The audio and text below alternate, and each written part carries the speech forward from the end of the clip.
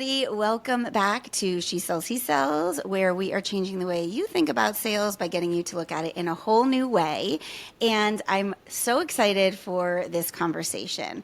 As I was putting my questions together, I felt like I could keep going because there's so many things I want to talk to Julia from, you may know her as Smarter in a Sec. That's how I know her on Instagram and TikTok. So welcome to She Sells, He Sells, Julia. I'm really happy you're here. Thank you so much. I know we've been following each other for a bit and excited to dive in, share my story, and I do love all things sales entrepreneurship, so excited to get into it. Yes, absolutely. You know, I asked you to be on the podcast. I adore your content, and we're going to get into all of that. And I saw you sharing about podcasts, and I was like, oh, of course you're a podcast girly, because that just is totally in line with your brand. Like, this will be perfect. So I love to start with a fun fact, and you gave me a fun fact ahead of time. And the one that I would really love to highlight is this rainbow cookie hunt in New York City. So talk to me a little bit about that. Yes, I love all things sweet.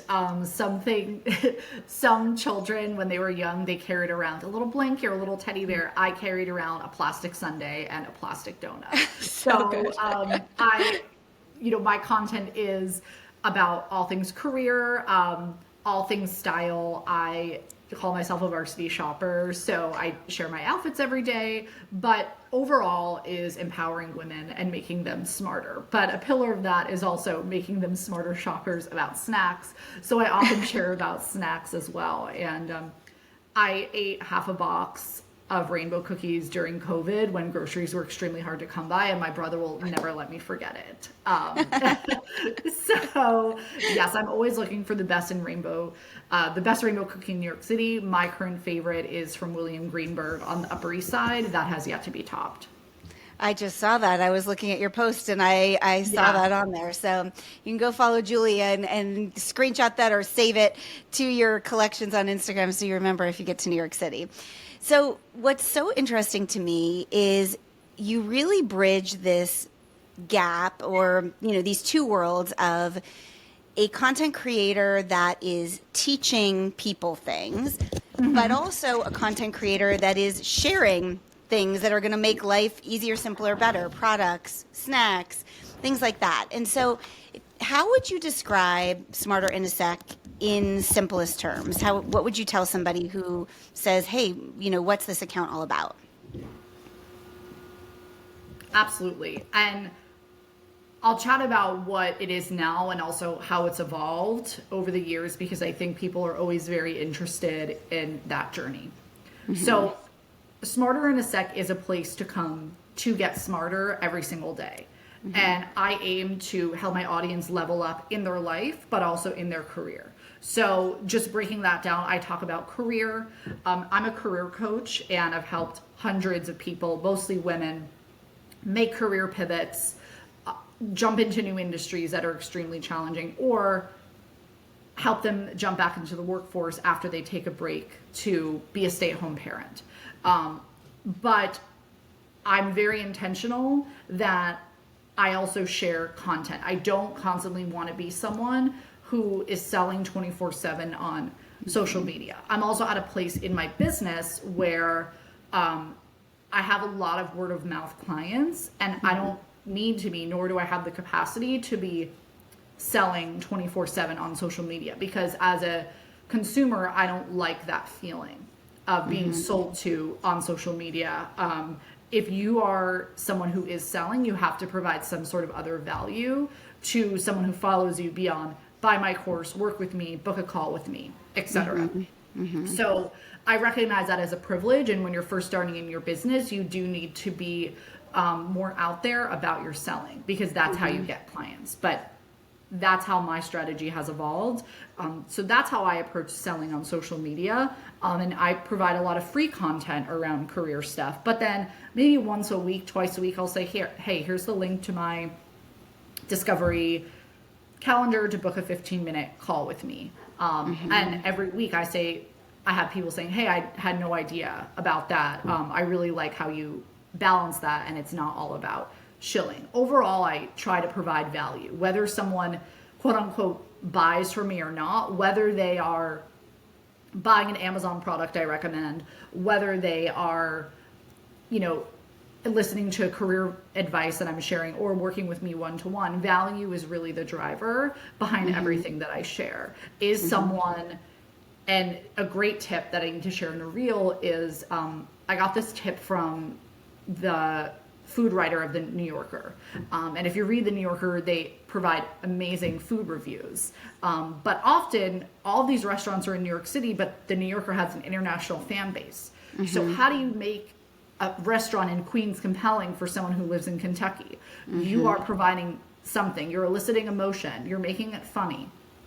You are providing something personal about yourself so that you're bridging that gap between someone who might never, maybe they don't have Amazon Prime. Maybe they are a man, but I'm sharing about makeup sponges. But if I share something funny, they're going to feel connected and engaged with my content.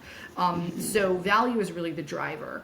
And so I know that was a lot, but how I really think about both is, as a consumer, what do I like? And there are very few service providers who I follow that I really appreciate the content they share. And I understand that it is difficult to do both, and it's taken me years to master both as well. Do you have a system that helps you kind of stay within those boundaries? You know, you'll hear people talk about 60% should be this and 30% should be this. I'm sure right now it's intuitive to you, but when you started, how did you balance those two things? Because I find with my clients, it's either or. And a lot of people these days are leaning more into, let me just give value, let me show who I am as a person, which is amazing.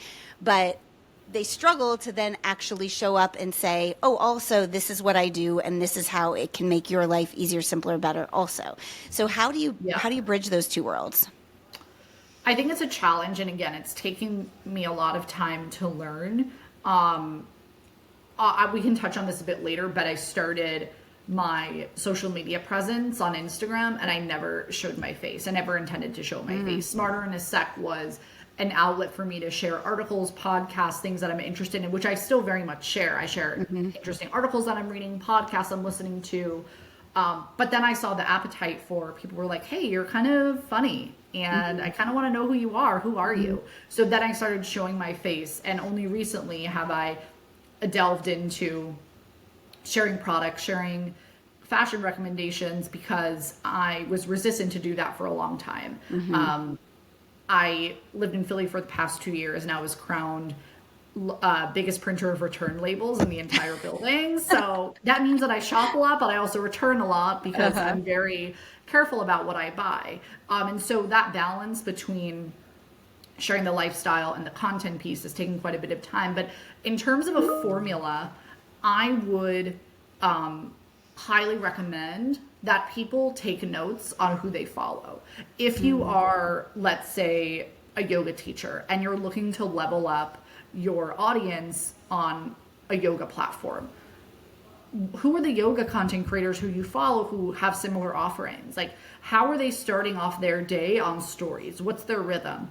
Are they sharing, 6:30 a.m. I'm doing a flow, and sharing a little bit about their process, and then FYI, you can sign up to do this. What's their formula, and how can you break that down and make it feel authentic to you? Because I think content can be so intimidating for so many people.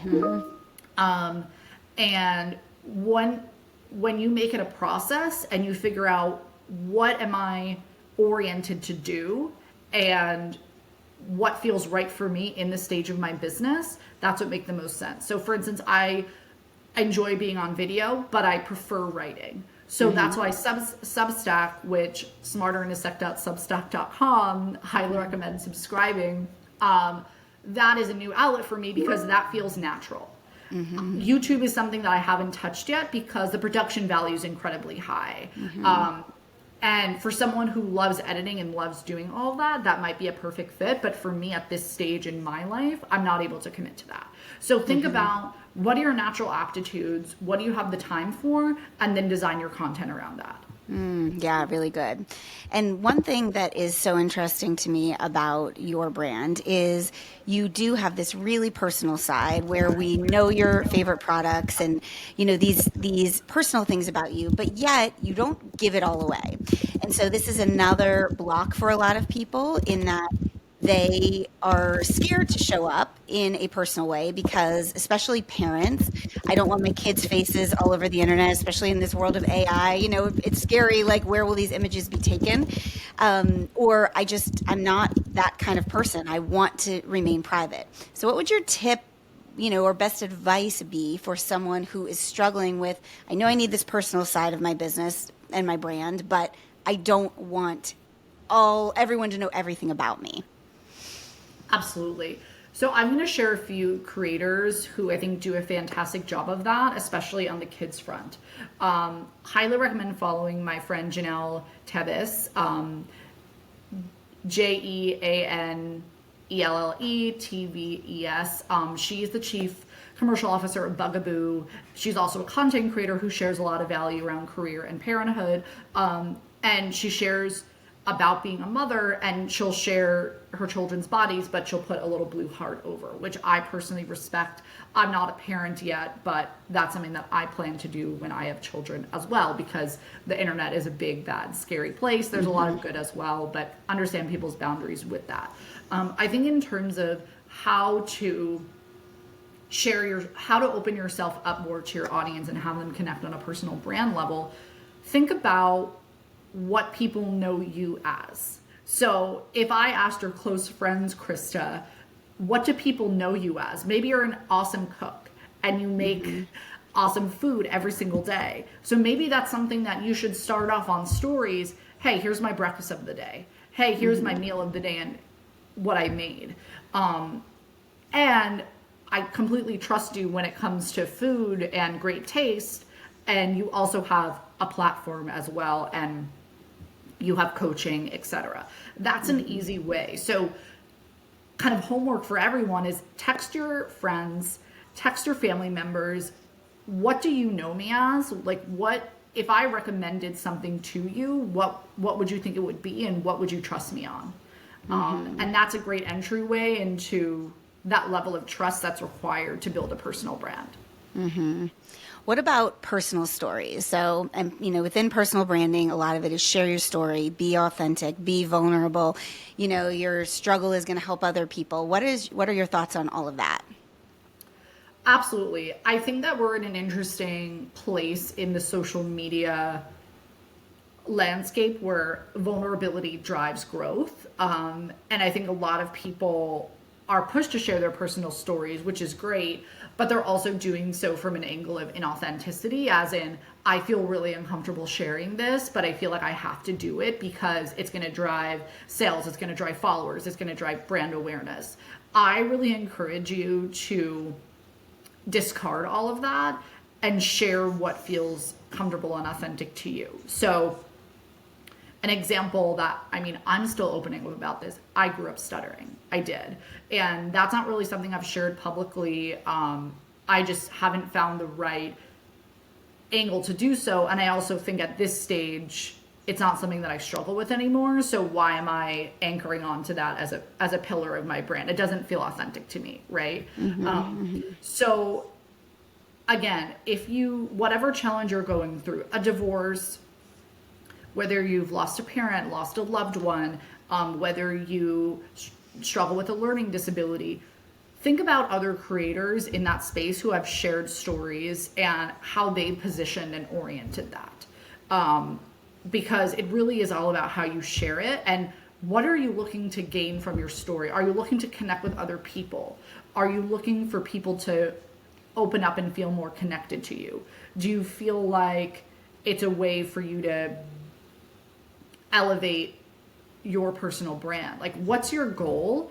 And then work back from that. Yeah. I agree. I think there's a lot of story sharing just for sharing in hopes that it will connect you or not connect you. It will create growth or make people more interested in you, but it doesn't actually feel connected to the people that you want to connect with, or even the brand in general. I think some stories have a beautiful through line that bring you to where you are today, and other stories are just stories, and they're great to tell at a dinner party or, over coffee with a friend, but is it the right brand story? So there is quite a difference there. When it comes to content, because I actually want to take it back in a minute and talk to you a little bit about how you got here. But before we do that, when it comes to content, many people know they need to create it, but just have zero idea where to start. And I know you mentioned something called Cringe Mountain. And so I want you to talk a little bit about that. And also, do you believe that the only way to start is to feel a little bit cringy in the beginning, or is there a way to overcome that before you ever put yourself out there? Yeah, so Cringe Mountain was created by a friend of mine. Her name is Courtland Johnson, C-O-R-T Lynn Johnson, on TikTok and Instagram. And she talks a lot about personal brand and the power of LinkedIn. Highly recommend following her. And she talks a lot about Cringe Mountain, as in that mountain is so vast and you feel like you're climbing Mount Everest, and that's preventing you from putting stuff out there. I encourage you to discard all of that, anyone who's out there, because the opportunity to build your personal brand, the opportunity to sell on social media, whether that's through affiliate links, whether that's services, is immense. And I think storytelling is such a big part of that, and most people on social media don't know how to tell stories or to evolve with the platforms to build growth. Most people don't know that. So if you're able to master that and you do have a story to share, consistency is key. And as a follow-up to Cringe Mountain, when I started posting on social media, I did so not from my personal account. So I didn't change my personal account to Smarter in a Sec and begin posting. I actually have a completely separate personal account and just decided to create Smarter in a Sec. I always want to share value, make people smarter every day. So the name came very naturally to me, and just began an account and just began posting privately. And I had been doing some consulting for a content creator. I was between consulting firms in that month off that I took, and I created content. I presented it to her and I said, would you be willing to share this on your stories? And I think at that point she had 15,000 followers, and that was how I got my first 100 followers, because she said put up a few posts so that it's not a blank account, and I'm happy to share it. And she remains a dear friend to this day, Julie Lauren. And so that's how I got started, and I just kept going, and I evolved so much over the course of time, because again, first I didn't show my face, and it was really just about sharing information. It was not sharing services. And then fast forward to COVID, I still really was not showing my face. And I love food, so I decided, why don't I sample snacks? And I had this segment called Sugar Sensational, and I just did it for fun. Again, at this point, I was not using affiliate links or monetizing social media in any way. And I had always done career coaching throughout my career. I have a background in strategy consulting. I went to NYU for undergrad and went to Kellogg for business school. And I've always been that person. Even in high school, my parents' friends would say, hey, can you read this work email? I was a writer for my local newspaper starting at 13. So marrying those two spheres of my experience is helping people with their careers and telling those stories and compel people to move to that next stage. So then I started bringing that lens to my content, and sharing more about careers and helping people level up, because I know that I come from an educational place of privilege. How can I break down those barriers for others is really the mission behind my career content. And then I created a website, and then I began sharing more publicly about showing my face and sharing my career content. So it really has been a journey in terms of evolution, but along the way, I really want to emphasize that your peers are everything. I think a lot of people look at the content creation space and see people as competitors, or even the small business entrepreneurship space. Krista, I'm sure you know, there's so many people who talk about personal brand. There are other people who have coaching platforms. Like Patrice is a mutual friend of ours. And you could say, oh, she's competition, but she's absolutely not, because I see my fellow content creators and business owners as they're my coworkers. We are focusing on different departments and we're helping each other grow together. So I have friends, amazing friends, who also share about career and lifestyle and life in New York City. But I will always amplify them, because I'm not a parent. I don't have children. I don't know what it's like to balance career with the demands of parenthood. So I'm always going to amplify people who have a different point of view, which is everyone, right? So I really encourage people to be vulnerable. If you have a content creator or someone in your specific space who you really admire, reach out to them. Ask them to coffee or a virtual coffee to pick their brain and have a very specific ask. Hey, this is what I'm doing. I've been a fan of yours for so long. Do you have any words of advice for me as I embark on this journey? And I think people, if you break it down to human psychology, people want to feel needed. People want to feel wanted. So at the end of the day, networking is flattery. And I encourage people to leverage that as they build relationship and forge further into their business. Yeah. Oh my gosh, there's so many great things you said, and I could come up with 10 questions to go from here. As you first started talking, I wanted to point out to everyone listening, like, you are obviously an amplifier of other women and other brands. You've dropped like at least 3 names here, given us the spelling, which I think is so key. Many times, the world we live in, all ideas are copies of another, right? Where's the original? It's so hard to tease out. But to your point of people in the same space, I always tell my clients, it's kind of like ice cream. Like, we might all sell ice cream, or we might all be ice cream, but you're Rocky Road with caramel sauce and whipped cream and 2 cherries, Right. and I might be, vanilla with caramel and rainbow sprinkles. Like, we're our own different flavors, our own different versions, and that's influenced by our perspectives and our stories, and that influences the way we deliver what we do. So Right. I love that you're talking about that.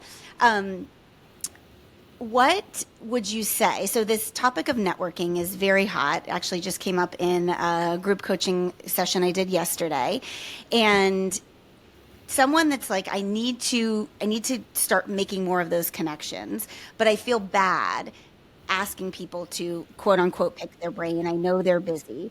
How would you tell someone to approach those conversations so that it can be a win-win for both people in that networking relationship? Absolutely. So let's break down, and I actually just put a post about this on my feed, about 4 networking myths we need to stop believing because it's holding everyone back. And one of those is that networking, you're imposing on someone, you feel awkward. Let's dispel that right now. In the corporate sphere, because I know some of your listeners may have corporate jobs. If you're reaching out to someone, let's say at a Google for a position, and you get hired, that person is going to make over $10,000 through that referral.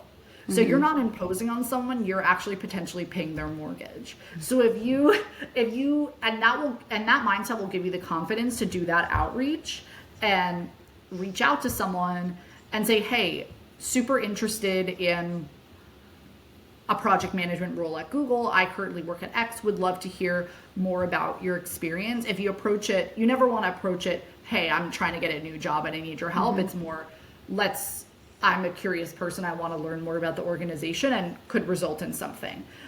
So that's one for the corporate sphere. In the entrepreneurship sphere, connections and the power of personal recommendations are everything. So I will always take calls with fellow entrepreneurs, business owners, content creators, because there's so much overlap. And for instance, I had a call with someone who also is in the personal brand kind of in career space, and she focuses specifically on, her name is Dara Assman. She's awesome. She focuses specifically on mothers who are not necessarily in the mindset of finding something new, a new career, but they are in the initial stages of thinking about it. So she does a lot of mindset work. And I'm more of an action-oriented career coach. Someone is ready. And so there's a referral kind of connection there, because some people who I meet might not be ready to jump right in, and she does more of the mindset coming back from being an at-home parent. How do you build that? So always take the call and think about the value of your network. You're just approaching someone for the first time, but you have value as well. It's not like you're this imposition on someone. Think of what you bring to the table. And the idea of kind of reverse mentorship. I've had some younger clients, as well as younger followers of mine on social media, hey, thought of this article, sending it your way. Saw this idea on LinkedIn, wanted to share it. If you're someone who is bringing value or new ideas to the person that you're networking with, that's key, because that shows you have something to offer, and you're not just making the ask of, hey, can you introduce me to X? Or, hey, I really want to grow in this space. How can you help? You're coming with your own perspective and your own value. So if you're confident in your own value, that will guide all of your approach to networking. How do you feel about starting to get to know someone, building a relationship before you go in for the ask? Do you think that's important? So let's say we're on social media, and let's use you and I as an example. And so I'm looking at you and I'm thinking, gosh, I'd really love to have a conversation with Julia. I have some questions about content creation, but you're a total stranger to me. You don't follow me. You don't know I exist. Do you think that's important for me to kind of get in there, interact with your content, get to know you as a person, you get to know me a little bit before I come in with the ask? Or are you more a proponent of, I'm going to give you some value and then I'm going to ask for what I'm looking for right off the bat? Yeah, I think it's really important to form a relationship with someone. To give you an example, I get DMs probably every week from people who I've never DM'd with or never interacted with, saying, hey, I love your content. I want to start. Can we hop on the call for an hour or 30 minutes? That's a lot of time. And also, I don't know you. So though I'm flattered, I really encourage someone to, and in that case, I'll share some kind of quick general tips over DM, but I really encourage someone to interact with your content and build that relationship. Or I've even had these requests come from someone who doesn't follow me. And that's an insult, saying, hey, I love your content. Well, you don't even follow me. So why? That gets under my skin. Where, especially when they're pitching you, they want to work with you. Like they want you to pay them to do something and they're not following that. That is just cardinal sin of networking, in my opinion. It's so strange. And so I really encourage people to approach it from a place of authenticity. Think about it if you're on a dating app. If you're swiping on Tinder and someone's first message to you is, hey, let's go on a date. It's like, whoa, wait, you don't even know me. How do you even know if we're a fit? And why are you coming at me hot with this ask? You have to, again, build that rapport, build that connection. And then after that, you can make that ask. But it's different in the entrepreneurship space versus the corporate space, because there's that compensation there. Like I encourage all my clients to cold network on LinkedIn. And there's a way to do so in an elegant way. But the entrepreneurship space is a little bit more delicate in terms of relationship building. Yeah, totally agree. When it comes to content, so, we hear a lot with the algorithm sucks and, Instagram is against me, if we're talking specifically about that. What would you say if you had to give like some hot tips to content creators? And specifically, I think most of our listeners are people that are creating content to bring people in to eventually be customers or clients of theirs. So what would you say is working when it comes to creating content, and maybe conversely, are there things people should be staying away from, given it's March 2024, where we are right now, because we know it changes? Yeah. Organic reach on Instagram versus 2 years ago is down 60%.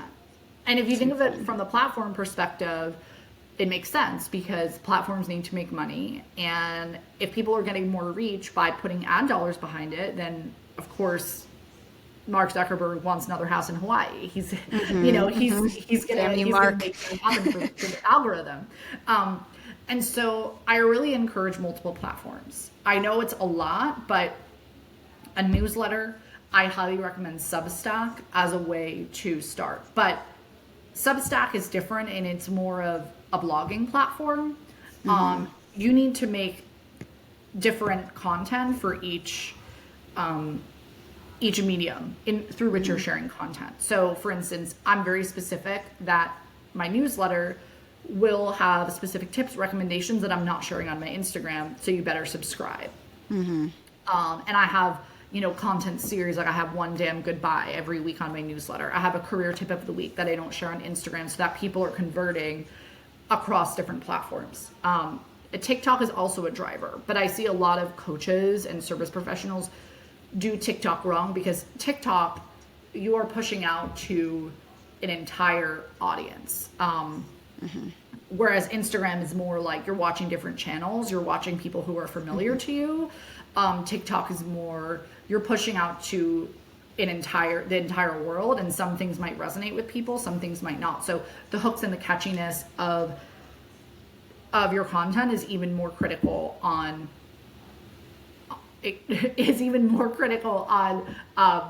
TikTok than on Instagram because you don't have that familiarity of people quote unquote watching your channel every single day. Right. So TikTok, I would again approach from a place of value. As a personal brand expert, you know, what's your number one tip that you tell all of your clients? That could be a viral video if the algorithm treats it well. And another tip is the first Instagram story that you post every single day is very important. You want to make sure that it's capturing people's attention, it's engaging, and they want to click more. So something that I've started doing every single day is sharing outfits that I'm wearing. Sometimes there's an affiliate link in there, sometimes they're not. My brother always makes fun of my outfits. I like his text. Yeah. So his birthday is coming up on Friday, and his name is Dan, and so I'm making him a book called Dan's Fans, and it's going to be all DMs from people saying your brother is so funny and blah blah blah. So he's gonna love that. But that's a way to engage people in your feed because not everyone who follows you is going to be watching your stories. I have about 4,000 people who watch my stories every day, but that's built up over time because I've engaged them every single day.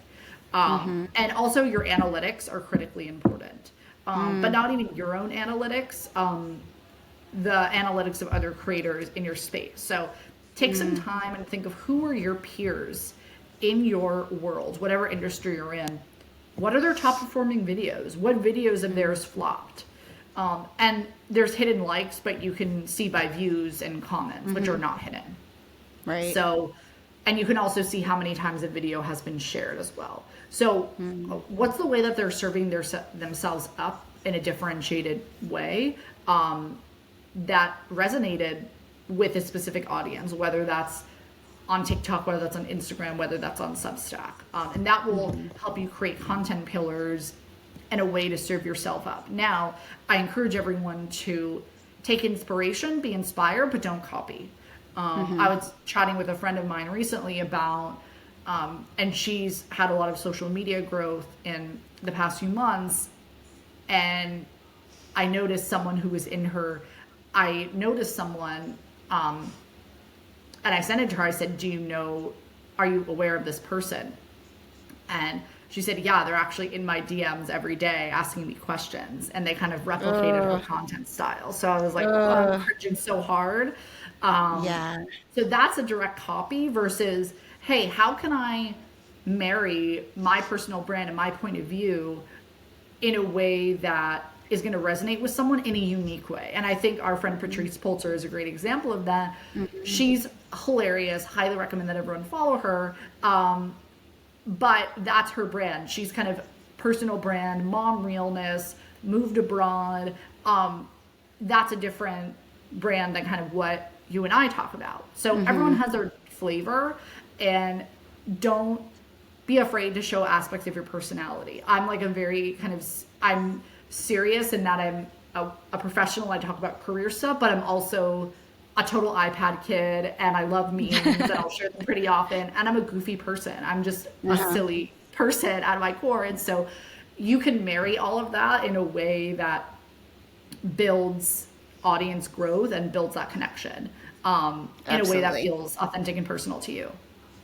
Yeah, I always say the real life version of you should match the Instagram version of you or the TikTok version of you or whatever version you're putting out there. Absolutely. Yes. So we're running out of time, but last question that I think in light of this conversation is really important to talk about.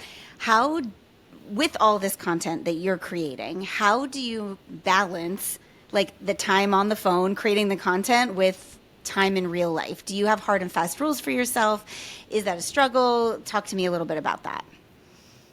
Yeah, so I will say that I am in a position right now where I really don't have boundaries, and I'm working towards them, and I'll tell you why. So I live in New York City. I don't have kids, and my awesome boyfriend Alex, we live together, but he works half the week in the Hudson Valley. His family makes whiskey for a living. So a lot of times I'm having girl dinner and I work 100% remote. A lot of times I'm having girl dinner and just creating content. I don't have a dog. And so that right now is my responsibility because I know that in the future I'll get married, I'll have kids, and I'm going to need those strict boundaries. So right now I'm kind of in my growth mode. And I'm on my phone 24/7, but that doesn't bother me because first of all, I'm addicted to content in the best way. Like I'm able to shut it off and read a book for 3 hours, and not be completely tethered to it. So I do have that boundary, or, if I'm at dinner with my boyfriend or my mom, I'll, put it away. But I don't because I'm pushing towards that. Yeah. So good. It is hard. I have 3 kids and 2 of them are teenagers. And so now I'm in the phase of like, I'm telling them to put down their phone, but if I'm telling them, I need to put down my phone as well. So it is that tricky thing. Screen time is my, like, I have a love-hate relationship with screen time because, every week I'm like, I'm going to get my screen time lower. And then I'm checking mine against my kids. And if mine's a little higher, so it is hard. But I think to me, bucketing, like I am creating content or I am consuming content in a strategic, like market research way versus I'm consuming content just for fun, which is also okay, but I think it needs to be delineated because I know for a long time I lived in the world of like, I'm working as I'm like watching, Bravo accounts and catching up on all the Real Housewives tea. And like, I love doing that. And I have designated, like for me at the very end of the day, that's when I just like binge and like get all that brain candy. But during my work day, if I'm opening up my socials, it is really to create. And then if there's anything, if I'm interacting with people, networking with people, catching up with my clients and that sort of thing. So this was fantastic, Julia. I so appreciate your time. Tell everybody where they can find you across all the platforms. And also I'd love if we do have a nice subset of corporate people listening. If someone's interested in your help in that area, let them know where to find you there too. Yes. So you can find me on Instagram at Smarter in a Sec. SEC. And you can also find me on TikTok, also Smarter in a Sec. And you can find me on smarterinasec.substack.com, where I share my newsletter every single week, sometimes twice a week. It's called Varsity Reader, and it's a lot of fun to write. And if you're listening and you want some templates for LinkedIn outreach, you can DM me on Instagram and I'd be happy to provide them. Amazing. And we'll link all of that in our show notes as well. So highly recommend following Julia if you are new to her. It really does make me feel a bit smarter in a sec. The name perfectly fits. You do share very elevated content, and that's what I appreciate about you so much. I love influencers, and no shade to anybody, but sometimes I'm like, is my brain rotting from this? And your account is really a breath of fresh air in the things that I'm learning and reading are interesting, but also really do elevate us as humans. So thank you so much for all you do. I know it's a thankless job at creating a lot of content, and I truly, truly appreciate it. And I also loved having you Yes. here. So we'll have to have you back sometime soon. Thanks so much, Julia. Yes, I would be happy to. All right. Bye, everybody. We will catch you next week.